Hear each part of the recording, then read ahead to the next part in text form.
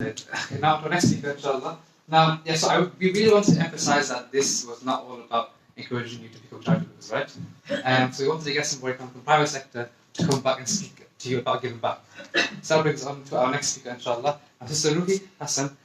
She's currently a senior producer at ITN, and her journalism has been rewarded by BAFTA and by the Royal Television Society Awards. Yeah. And so it really does feel like when people like her come down, it really feels like we are standing on the shoulders of giants. So, Sister Roohi, please come down and talk.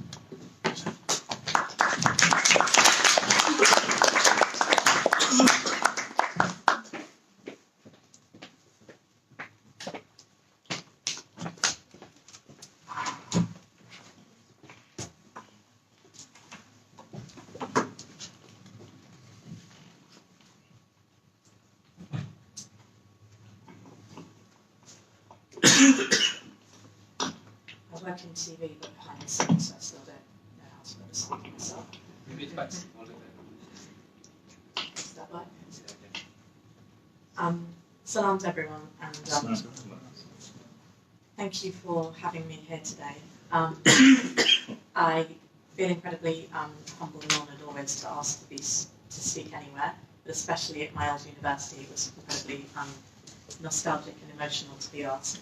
But especially on the subject of giving back, and when I saw who else was actually speaking today from the charity sector, from Citizens UK to Dr. Honey Olbana, who one of my best friends calls you his biggest role model. So I'm coming and talking about my kind of giving back, which I'll tell you about, seems very different. But Anas has been very kind, and I did want to talk about sort of mentoring when he sort of explained it that way and my story. I actually cancelled today because I wasn't feeling very well, but I didn't want to let Anas down or you guys down. So the giving back side is important to me, but you'll have to bear with me. So I'm going to be relying on notes a little because I didn't sleep much last night. So I would like you to picture this. Quite a few years ago,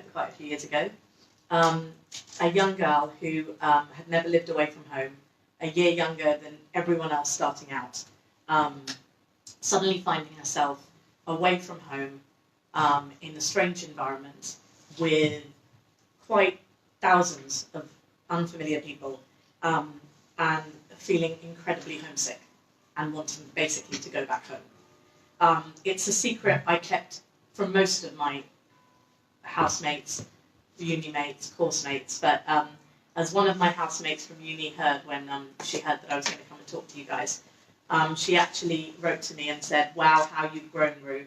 Still remember you as such a nervous fresher. Well done for being able to do this." So it gives you a little bit of a picture that whilst I'm speaking to you guys today, I'm speaking at King's College later this week, I spoke at Leeds University last year, I spoke at Harvard last year. The person who was at Birmingham University was a very different person, and it took some journey to get here.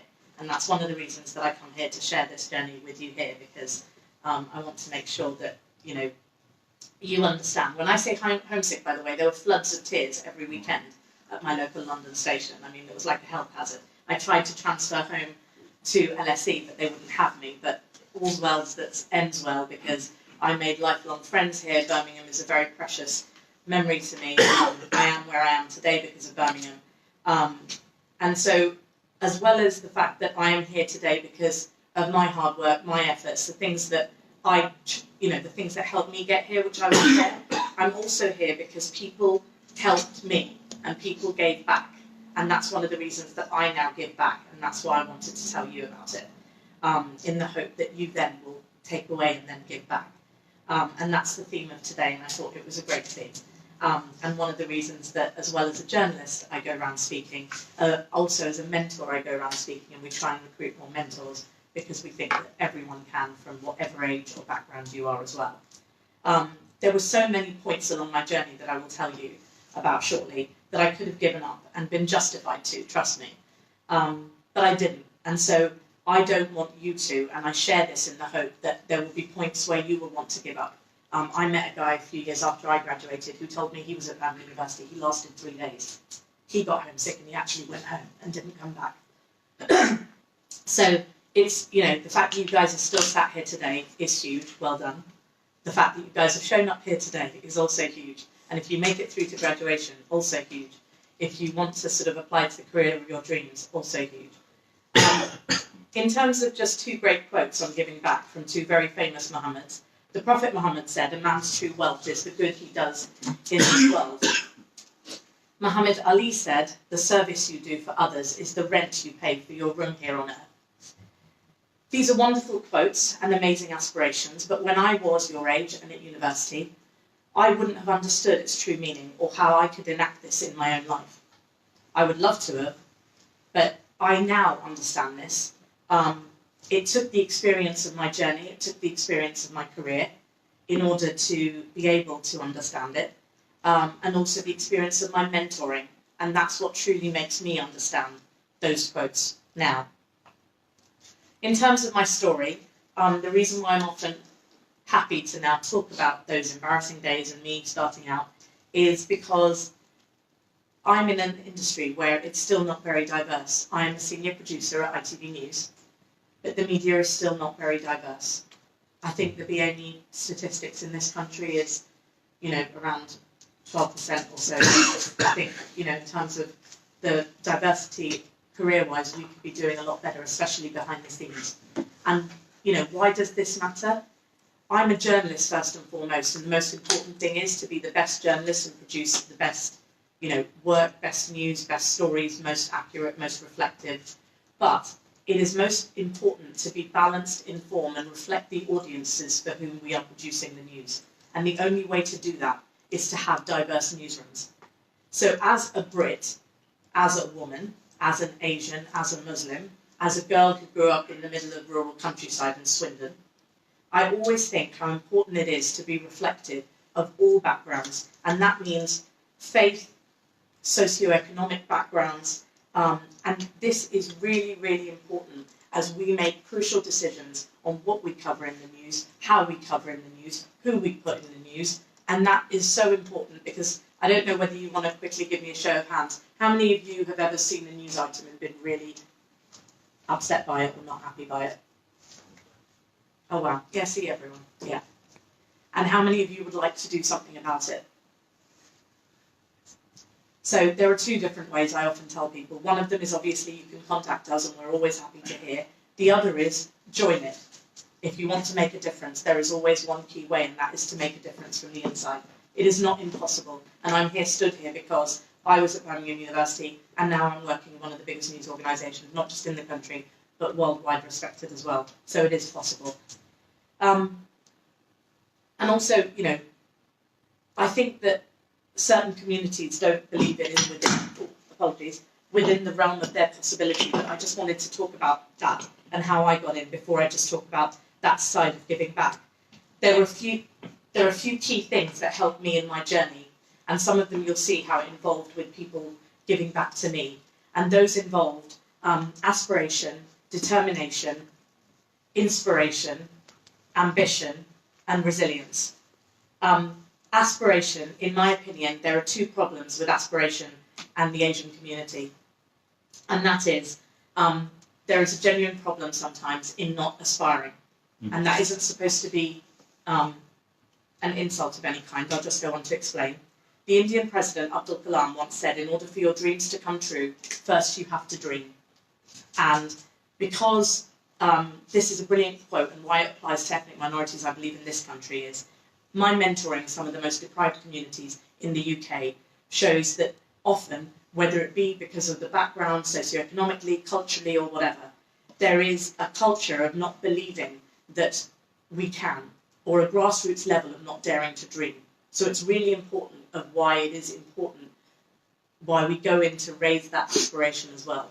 And so it's really important to sort of, first of all, try and increase that belief that you can do what you want to do. Some of you guys here may have dream careers. Do all of you know what you'd like to do, or still deciding?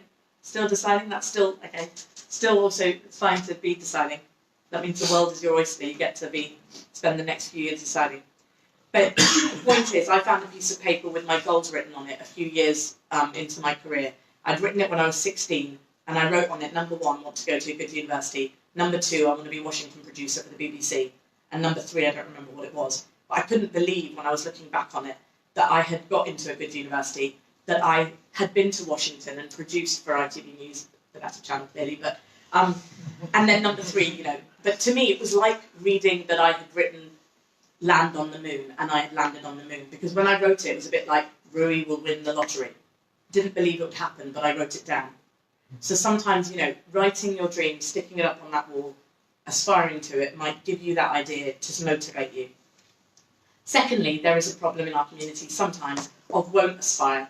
And there are problems of lack of opportunity, and I'll go on to talk about that, and this is why there are things that, you know, the previous speaker was also referring to, and I will as well. There are financially disadvantaged communities. They tend to sometimes be amongst minority communities in this country, and this is one of the reasons why I mentor as well. But the other very real problem is that Asian communities don't sometimes like out-of-the-box careers, and that includes the media as well. And that is why sometimes the going around and talking about these things is what I do in order to make sure we demystify some of these things. So the main reasons are that we believe the media is too difficult to get into, that they fear this sometimes, and when I say they, I don't just mean all of you, I'm talking about our parents. And I'm lucky that sometimes, you know, my parents were a little more open-minded on this. But what I say to those who fear it is, if you don't know about a career, find out more about it. Don't fear it from the outside and imagine it to be some strange thing. Because nowadays, I know the previous speaker actually mentioned, you know, Gus Khan or whatever, in comedy. There are people who want to enter arts, there are people who want to enter the media, there are people who want to enter all sorts of, you know, different careers out there that may suit you and may not have been the done thing for our parents' generation, but it's important to articulate it, because nowadays there may be a solid, you know, income in there, which gets me to my next point. Parents or ourselves, we may worry about it not being secure enough, but that's also important. Do you want to make a difference? Do you want, you know, why did I want to become a journalist? I wanted to tell stories that weren't being told. I wanted to tell stories, be it of, you know, injustices going on around the world or injustices going on around our doorstep. I've seen starving kids as a child, and I just wanted to be able to tell stories. I didn't know how. I didn't know much about journalism, but I just wanted to do that. And it's just important to be able to, if you have a certain passion for a career, to be able to go and want to do that. Some of you may be motivated by how much you earn. Some of you may be motivated by what you want to do. Some of you may be wanting to do both, and that's absolutely fine. And some of it is by the final one, which is that the media or certain careers are not seen as respectable enough. And what we need to be addressing is by informing and clarifying, encouraging and engaging young people who may be wanting to do careers, and all of you may have those passions as we talked about, because to me, if all of you had, you all put your hands up and you all had an issue with the media, for example, sometimes if it's the very thing that is actually the, you know, something that the community is actually not happy with, shouldn't it be the very thing that people want to sort of get involved in and make a change in as well? So it's a thought out there as well. Obviously, it's, you know, my passion. It doesn't have to be everybody's passion, but it's a thought that it should be a consideration. People can be writers, people can be producers. There are many different types and roles, but it's a way also of being able to reflect stories, telling stories from grassroots level and community level, all the way to international level as well. And it can be something that often isn't thought about or talked about because our parents' generation didn't necessarily do it, and it's something that we often see as not very diverse, so we don't think it's one for us. I've never been pigeonholed, by the way, as a senior producer now or before, as being something, you know, Roohi does stories to do with a certain background. But the point is, over the years, because of my insight, because of my background, that has helped me be that voice in the newsroom. If they ever do need to know about certain stories, certain opinions, they will come and ask me, and my experiences have been sought out. And that's what's useful about, be it any sort of, even if we have someone from, you know, Scotland, someone from a certain socioeconomic background, anything. The more diverse a newsroom, the better news we will tell. So that's what I would encourage all of you to know about the way that we're sort of trying to look to diversify all of our newsrooms. The second quality which we sort of look that helped me was determination. This applies to any career, guys. Not taking no for an answer, and my God, there were loads of no's along the ways. If you need your dream job, remember you need it. They definitely don't need you. At my school, there was a teacher who told me several times there was no way I'd be a journalist. No, several times. And she was an English teacher. So if you want to be a journalist and you're at school, who are you going to believe? Your English teacher? The difference was I had an English teacher before her who believed in me. So that's what I kept in my mind.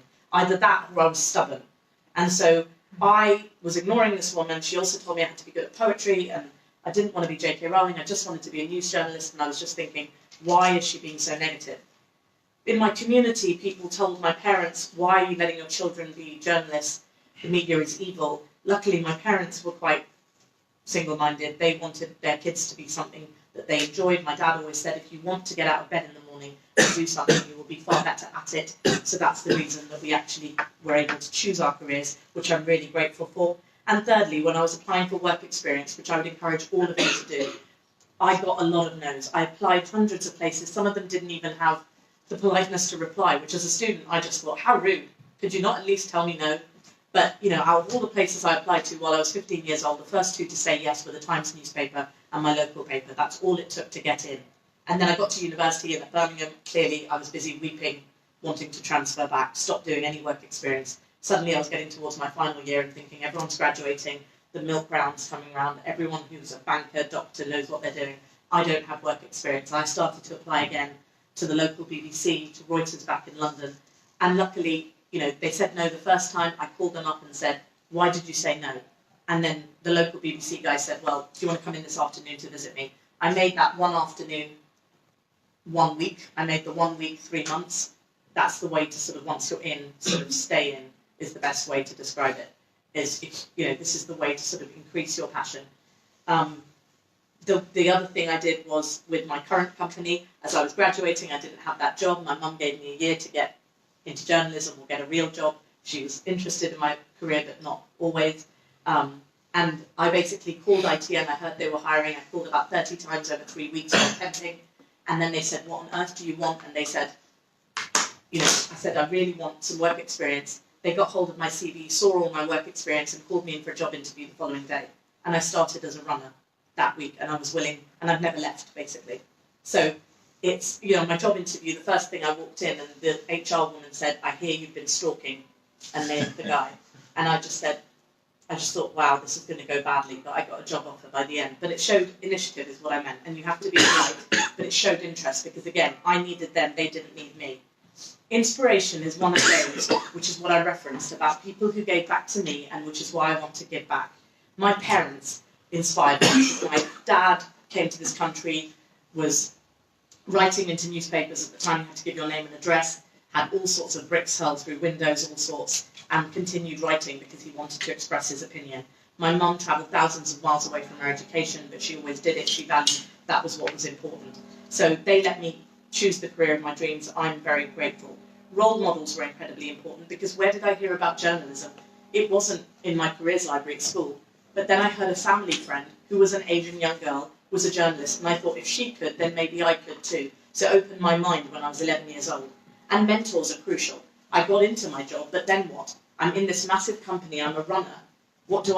I worked hard, but I was nervous. I was, you know, the same kind of person I was describing at Birmingham University. I gained confidence, but not that much confidence. But I had this incredible female boss who went on to become the first female boss of a news channel, but she was my manager at the time. She was putting me in senior positions that I didn't believe possible. And I bombed at it the first day, but she just had faith in me. She called me into a room. I thought I was going to get fired. And she just said, no, learn to be firmer, learn to be, you know, learn to have faith in yourself, go home, learn to slam down the phone and learn to swear. So I did everything apart from the learning to swear. And she, you know, she continues to be my mentor even today. And that's what's really important about me. You know, I continue to have mentors even today. Ambition, finally, you get into your company, you get into your job of your dreams. Do you want to stay in that position or do you want to progress? Do you want to stay where you are today or do you want to progress? So you have to constantly keep asking because as a women as well, it may apply to guys. I was told recently by one of my guy friends that he has it too, imposter syndrome. The first few years at my job, I thought, I'm going to get fired. They're going to realise they took me on, but I'm not really a journalist, that they made a mistake. Every day I thought, I'm going to get fired. It took me years to believe that I'm a journalist, I'm a good journalist, I deserve to be here. So, what do we need? We need to have belief in ourselves, be ambitious and vocal about our ambitions. Every year, a bit like kids do with Father Christmas, or if you guys, we all do with our Eid presents, I would ask my bosses by the end of the year, when I gained in confidence, what I would like to do. I'd look around at dream roles in the company and say, I'd like to do that, I'd like to do that, I'd like to do that. And each time I am ending up, I've gone from Channel 5 News to Channel 4 News to ITV News, all within the same company. I'm working with some of the biggest correspondents and presenters or whatever. You have to vocalize this each time, and it's all about pushing your boundaries. And even giving a speech like this, I didn't used to public speak, which I'll go on to talk about, but that's what's important. And finally, resilience. You have to know that things are going to be tough, and you have to know that, you know, I was young, female, from the middle of the countryside in Swindon, a minority. You have to walk into the boardroom and know you need to be taken seriously. But if you're not going to stick it out, then, you know, most careers are not going to be for you. So you have to know that there will be tough days, but you have to stick it out. And that just means that some of you may go into careers like medicine and stuff and see things that are incredibly difficult. My career was slightly different, but I never imagined at the age I was to see things and hear things. I covered wars and stuff. And then just when I lost a colleague, I lost during the Iraq War. Then I thought I'd got over all of that, and then I started covering the war in Syria and seeing images from Aleppo and other areas that will stay with me for life. Then I thought I got over that, and then we covered Grenfell and met the people who, again, those stories and things, you take those home with you. You know, you are human, and that's the thing why you have to you absorb, you continue working, but you are human, you just have to be resilient. And then what you get inspired by is those very human stories. I watched a TED Talk last year from the woman who told us that she was planning on taking her own life because of military PTSD. And she went from being too scared to leave her own house to now recovering and going and speaking and sharing her story. So I get inspired by those people who I've worked with. So it's incredible that the things that I needed for my job to succeed are now actually helping me. And it's gone full circle and has given me sort of self-belief as well. So sort of the end of my story, which I go to before I give back, is that I'm really thankful on all the things that helped me get to where I am today. And a few years ago, ITN and ITV celebrated 60 years, and all the presenters from over the years were around me, and including Trevor McDonald and all these people who I grew up watching from home. And I couldn't believe it was like pinching myself that I had actually worked with these guys, and I'd produced these guys, and I had travelled the world, and I had gone from producing the elections in Washington to covering stories of slave plantations in Jamaica, to covering stories of children being affected by the coal mines in India, to, you know, interviewing world leaders, to interviewing what I call the real heroes, the survivors of war, be it the battlefields of Europe to Syria, all sorts. But that was because, you know, I wanted to do something, I worked really hard, but I was also helped along the way by several people. And so I basically wanted to say to you that if it was possible, I created my own luck and my own opportunities, but I don't believe that my story is an exception. And I know that success is that I got this far, and I'm thrilled to be doing my dream career, but that's no longer enough for me. And that brings me back at the end to the story of today's theme, because success has become very different at every stage of my career. And that's why I stand before you today, I feel, in a position of privilege, and it's why my biggest goal now is about giving back. And I was helped, and so that's why I go around giving these talks. So I talked about mentors, and that's why I started mentoring. Firstly, unofficially, through helping young people, you know, through word of mouth. I started mentoring through the incredible charity Mosaic, which is Prince Charles's charity that he founded. And that works on the basis of role models. Because as I mentioned to you, I heard about that Asian young girl who was a journalist. But what if I hadn't heard? That was happen chance. So role models that look like you is really important, because seeing is believing, and often we don't see that diversity in the careers that we want to. So that's what we work on in Mosaic as well. And then my first day working in Mosaic as a mentor, a young boy who was from a black family told me that he thought he'd end up in prison because his family had. So we had to ask, what would he be if, you know, if he didn't think he would. And he had dreams, he just didn't know how to get there. And so, you know, there were examples like that. Public speaking, I was too nervous to public speak, but I did it because it was really important when I heard that people, you know, had heard, I'll just give you some, I know I'm being asked to end, that when I heard from my first public speaking that I was going to run out the first ever talk I gave, and I found out the following day what people said, that I realised that if that could help other people and motivate other people, then it would be really important. So I'm going to end on two things, and I'm just going to ask for a moment of your time, which is to encourage all of you that when you graduate and land on your feet, to help others. It could be mentoring through Mosaic or whatever, or it could just be helping one other person through a phone call, through a helping hand, and that would be amazing because you could make a life-changing difference. And it's the best feeling in the world. Like I said at the beginning, I understand that now. And just a couple of quotes. A mother came to me, tears in her eyes, when I started Mosaic to tell me the difference it had made to her young daughter's confidence. One of the shyest, quietest people that I've helped through work said this year to me that his pipe dreams had come through. He's now filming for the BBC and reporting and things. And then on a really busy day when I went and gave a talk recently, a really quiet girl came and whispered that it was her first ever networking event and she wasn't going to come. But knowing that I was too scared that I told her about and then was standing there speaking, she gained her confidence as well. So I just want to end with saying that Mandela once said what counts in life is not the mere fact that we have lived, it's the difference we have made to the lives of others that will determine the significance of the life we lead. And it's why this shy girl from Swindon, the homesick girl from Birmingham, overcame my fears to start giving back. It's why I'm stood here today. It's why I mentor. It's why I spend time working with young people. It makes me the happiest, probably far more even than my career right now. The importance is legacy and giving back. And that's become my biggest dream. So thank you for having me here today.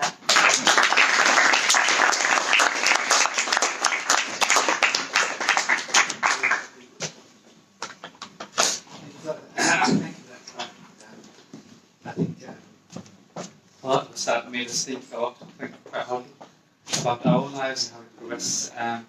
Just before I get the hand to come on stage, I wanted to quickly just remind us all about what this is, what the University of Birmingham Islamic Society Alumni Network actually is.